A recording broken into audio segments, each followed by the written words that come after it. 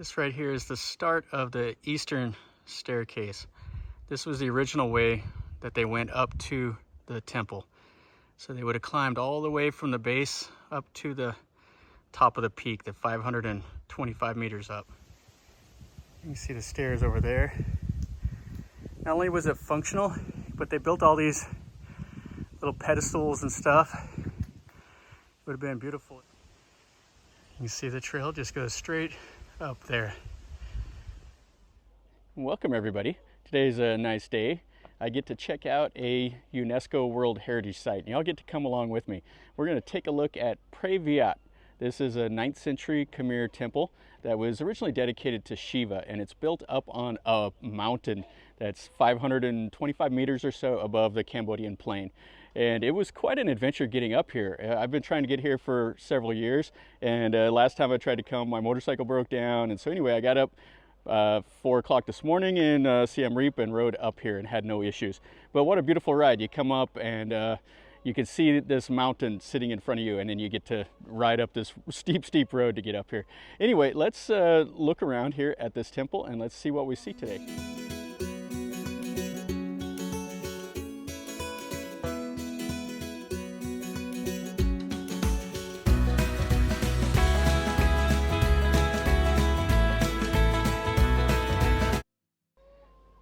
Right down there, this goes to the north, and they're renovating the stairs down there, and there's an American group that's doing the ancient staircase renewal.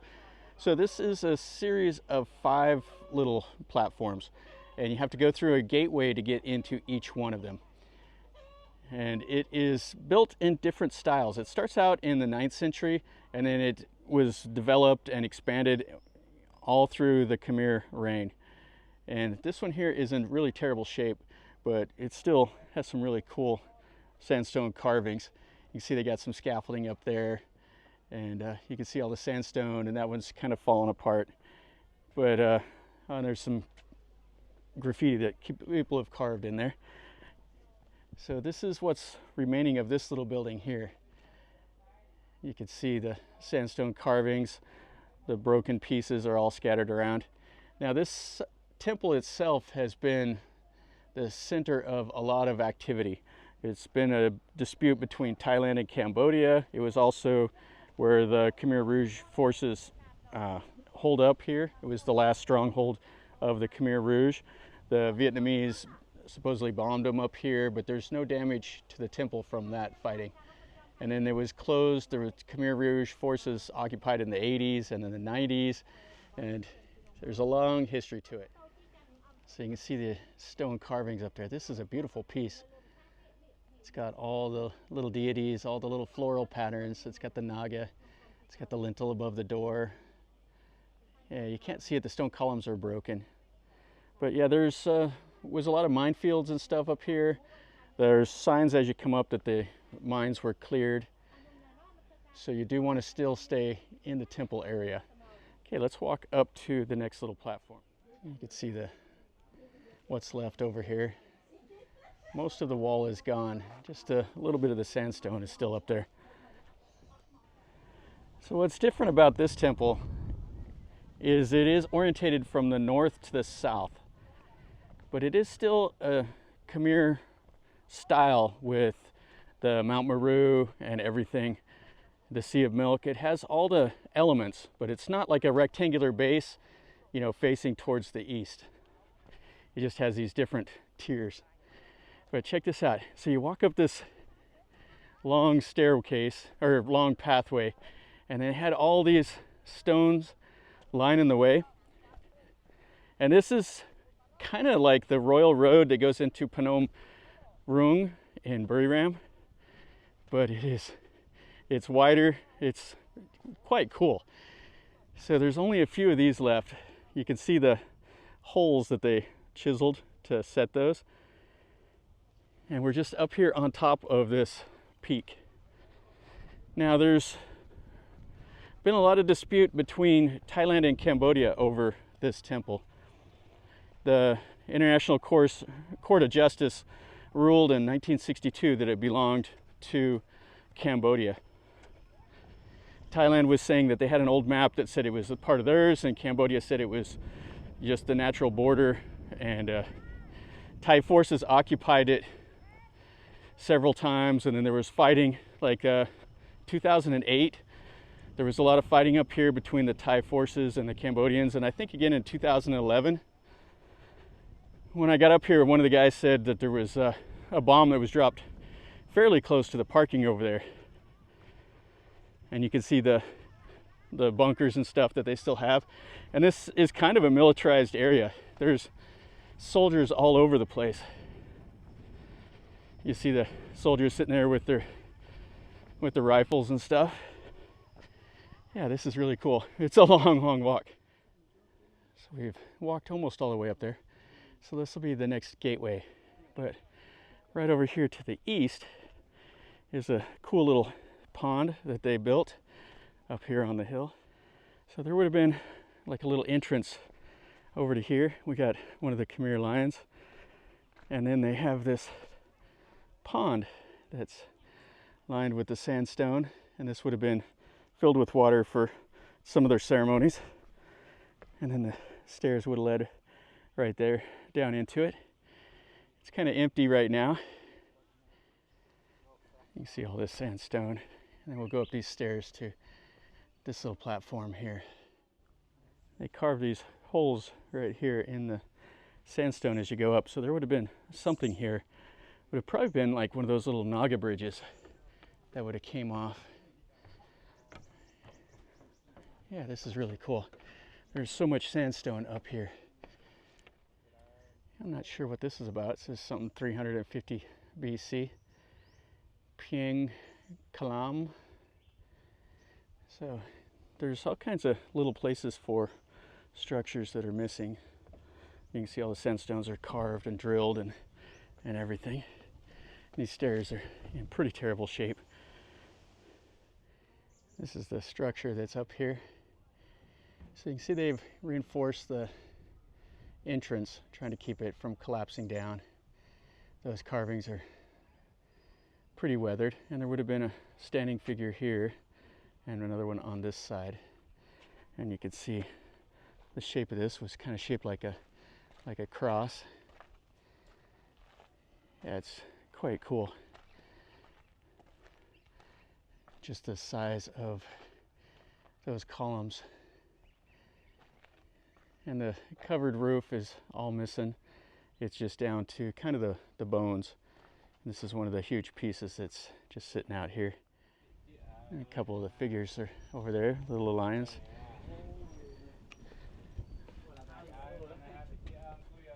So they got the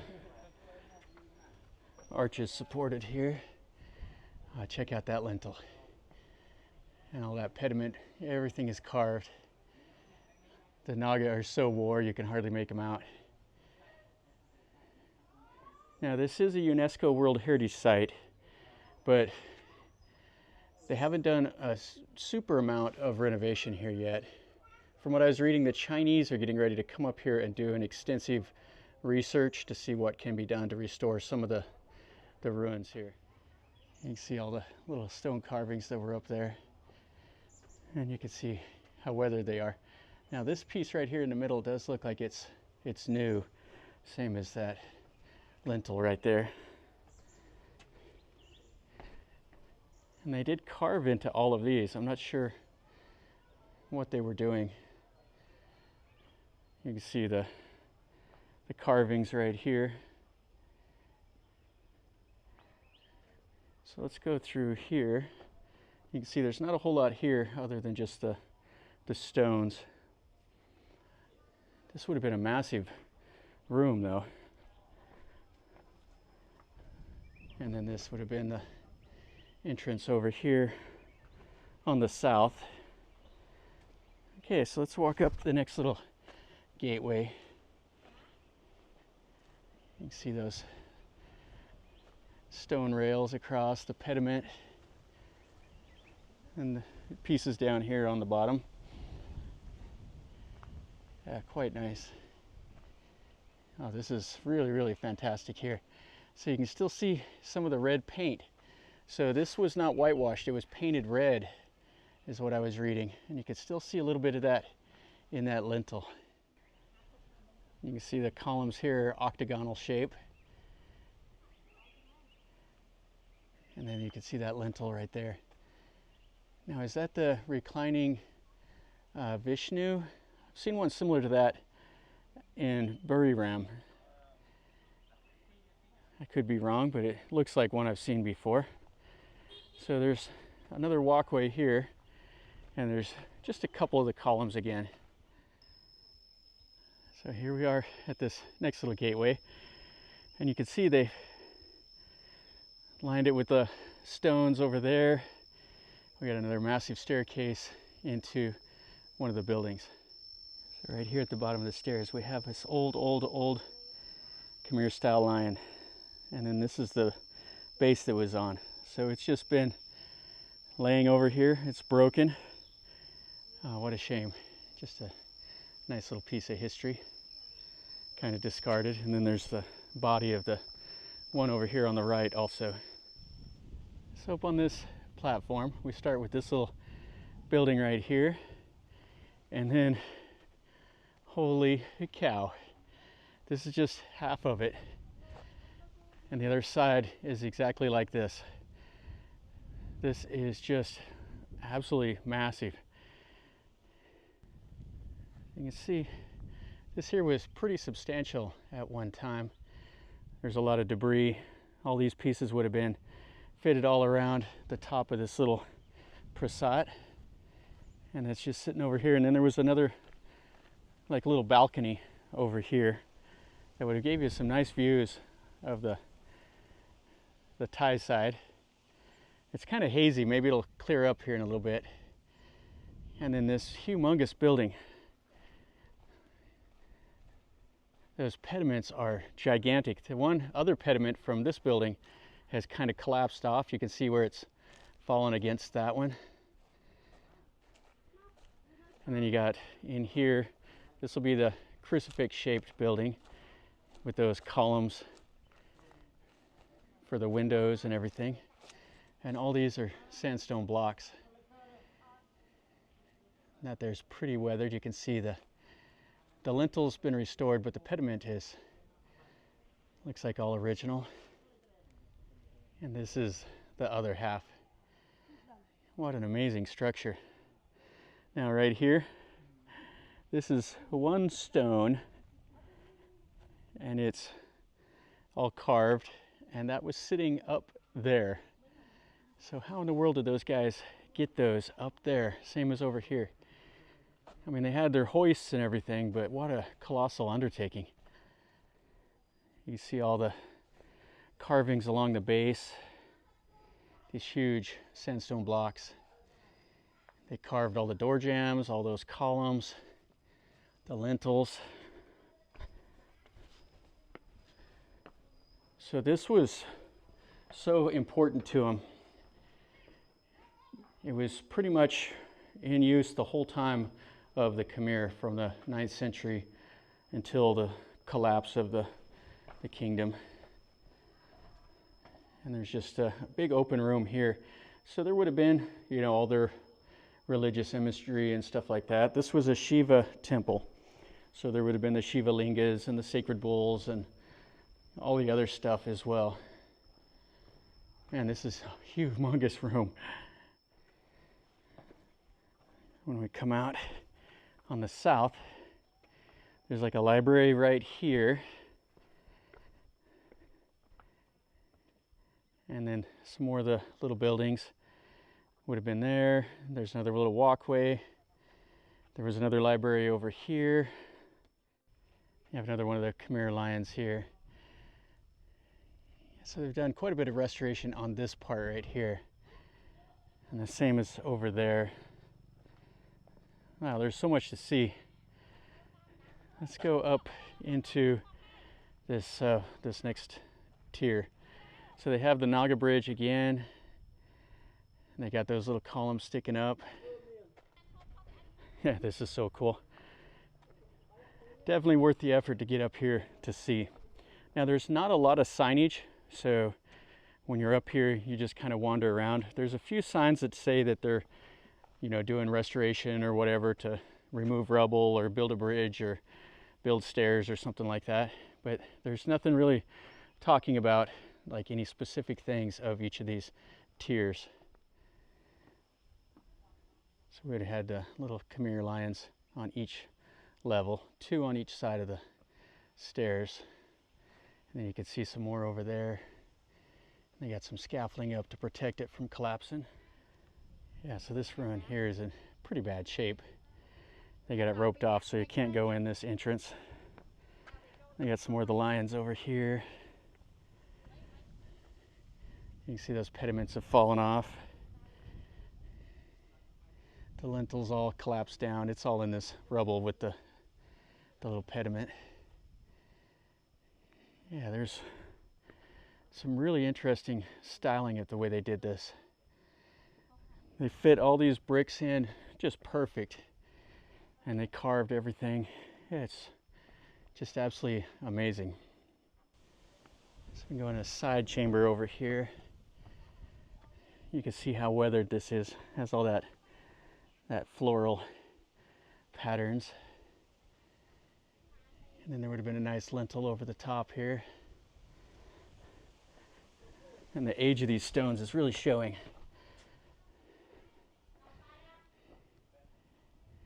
Yeah, this is something else. So let's go over in here. So you can't quite see, but you can see down the stairs and you can see almost to the next little platform down below. Everything is perfectly in line here. In the same way here, you can see right through all of these doors. Yeah, just absolutely spectacular. They did all of the work up here with primitive tools. They didn't have any lasers to line everything up perfectly. They did it with their intellect. And a lot of muscle and sweat. So this would have been a walkway that would have been covered. All the columns have kind of collapsed down. And a lot of rubble here. So I wonder how many millions and millions of feet came through this temple over the centuries when it was being used. It was originally Buddhist, but they converted it over into, it was originally Hindu, and it later became Buddhist, the same as everything else in Cambodia. Oh, there's a sign, beware of monkeys. Another one of the buildings. They've been quite tall. You can see the center supports over there. The roof tiles and everything is gone. Still has those columns in the windows. You can see where it's settled over here. And then they have this little shrine building here. Oh, you can see a little bit more of the red paint. And I'm not sure what that was right there in the middle. Don't know if it was Vishnu or who. You got the little figures up above. The little columns that are kind of weathered down. This would have been a shrine in here. Now it's just kind of a Spartan building. They still have that little stone right there. And more of these little buildings. There's just so much here. And there's a lot of renovation that could be done. So this would have been the pediment, it looks like, for one of the shrines. And then over here, looks like we have a monk up here inside of this. So inside of there, it says, no hats, no talking, and no shoes. You can see the gallery over here is in good shape. Still has the covered tiles, but the center building is just absolutely collapsed down. Just a pile of rubble now. Just a massive amounts of these sandstone blocks, and they're just gigantic. I mean, how do you even go about moving them? Some of those are so big, how do you even move them with an elephant? They're just huge. and then they carved them all. So how do you even go about putting this building back together? I guess some smart people maybe can get it back together. Hopefully, anyway. This is the gallery. You can see the arch up at the top. This has all been restored here, it looks like. It's in nice shape. It's not like this building over here. Oh, that's a shame. And you can't go around there. Let's go out here, see what's out here. This is the southern part of that building we're just walking around. They're doing a little bit of renovation over there. And this is what I wanted to see. So this was like a couple of the really important Khmer kings. Suleiman the First, Suleiman the Second. They did a lot of stuff here. One of them donated like a golden Shiva or a golden bull to this. I read something about it. They have a little shrine right here. And they built these stairs so you can see the view. That's what I really, really wanted to see, the view from up here on the top of this mountain. That's so hazy you can hardly see anything though. And same over here. You can see how high this mountain is, this little peak. Looks like they had some stairs at one point that you could take to go down there. This is stinking steep, but they got it blocked off now. There's this little building here. Just another one of these sandstone buildings. Now this is just kind of a extra little building. It's kind of amazing that this place is so cool that you have this fantastic building like this that's just kind of nobody even really cares about. It's just over here. But this is quite a bit different with the way they did the windows. They didn't do those little columns. They did those square blocks. And you can see how weathered they are over here. And then the last little entrance on it, on the south side. And all of these structures here. Oh, it's just amazing. All right, so I took my shoes off and hat off. Let's pop our head in here and see what this is about. And this is just part of the little building that's left here. So you got that Shiva right there, and the Ganesh, and some little Buddha statues. All right, so that was that in there. Kind of interesting to see they have the Shiva Linga and the Buddha images right there. So it was interesting enough in there. You can see the like pedestals and some of the debris for other little shrines and stuff like that. They got incense burning around over there. Just amazing. We got a good look at this one though. So you can see all the stone carvings. It's got that lynching that's kind of growing on it. Yeah, just so a guy sat here and worked on this with a hammer and chisel. Fantastic. And the monk's going back inside. Yeah, he wasn't in there when I went inside. You can see another one of those little buildings. You can see that red that was on the outside. This one here is just unbelievable. All the carvings, all the images.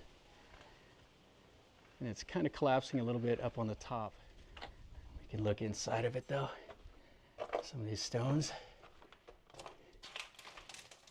Just humongous. You can see where they drill those blocks to move them around. It's just colossal. I mean, that thing is huge. How would you even pick that up? All right, so we've seen everything up here. Let's work our way back down the hill towards the parking. Can enjoy this a little bit more here. You can see how they have everything terraced here. And we got some chickens running around over here. Yeah, what a colossal undertaking. And then it just got abandoned and just set up here on top of the hill. And then it's been just fighting and controversy ever since between Thai and Cambodia. This is quite cool here. These little stone columns are in perfect shape. So it would have been the window whenever this would have had a roof on it. Would have let in a nice little breeze. Well, this one here is just an open window. You can see a little bit more of the carving.